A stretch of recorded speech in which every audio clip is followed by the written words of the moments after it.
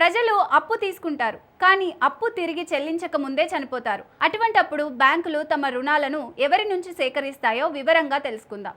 ఒక వ్యక్తి బ్యాంకు నుంచి ఇల్లు, కారు లేదా మరేదైనా రుణం తీసుకునే సమయంలో ఏదో ఒక కారణంతో ఆ వ్యక్తి ఆకస్మికంగా మరణిస్తే ఆ మొత్తాన్ని బ్యాంకు ఎవరి నుండి రికవరీ చేస్తుంది అని మీరు ఎప్పుడైనా ఆలోచించారా?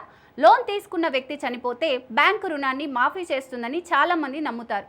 అయితే ఇది నిజం కాదు. రుణగ్రహీత మరణించిన తర్వాత కూడా బ్యాంకు రుణాన్ని రికవరీ చేస్తుంది. బ్యాంకు ఎవరి నుంచి రుణాలు వసూలు చేస్తుందో తెలుసుకుందాం. గృహ లోన్ విషయంలో రుణగ్రహీత మరణిస్తే బ్యాంకు ముందుగా సహ రుణగ్రహీతను సంప్రదిస్తుంది. బాకీ ఉన్న రుణాన్ని తిరిగి చెల్లించమని కోరుతుంది.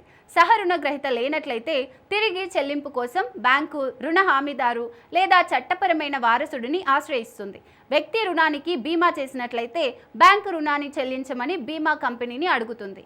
ఈ ఎంపికలన్నీ అందుబాటులో లేకుంటే బకాయి ఉన్న రుణాన్ని తిరిగి పొందేందుకు బ్యాంక్ ఆస్తిని వేలం వేస్తుంది.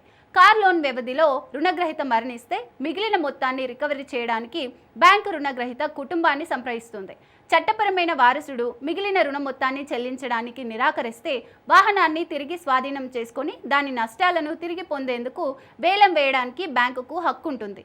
సెక్యూర్డ్ లోన్ల వలె కాకుండా వ్యక్తిగత లేదా క్రెడిట్ కార్డ్ లోన్ల వంటి అసురక్షిత రుణాలలో రుణగ్రహీత లోన్ కాల వ్యవధిలో మరణిస్తే బాకీ ఉన్న మొత్తం కోసం చట్టపరమైన వారసులు లేదా కుటుంబ సభ్యులను బ్యాంకు ఒత్తిడి చేయదు. సహ రుణగ్రహీత ఉన్నట్లయితే ఆ వ్యక్తిపై బ్యాంకు రికవరీ ప్రక్రియను ప్రారంభించవచ్చు. అయితే సహ రుణగ్రహీతలు లేకపోవడం, రుణాన్ని రికవరీ చేయడానికి ప్రత్యామ్నాయ మార్గాలు లేనప్పుడు బ్యాంకు రుణాన్ని నిరర్ధక ఆస్తిగా మారుస్తుంది.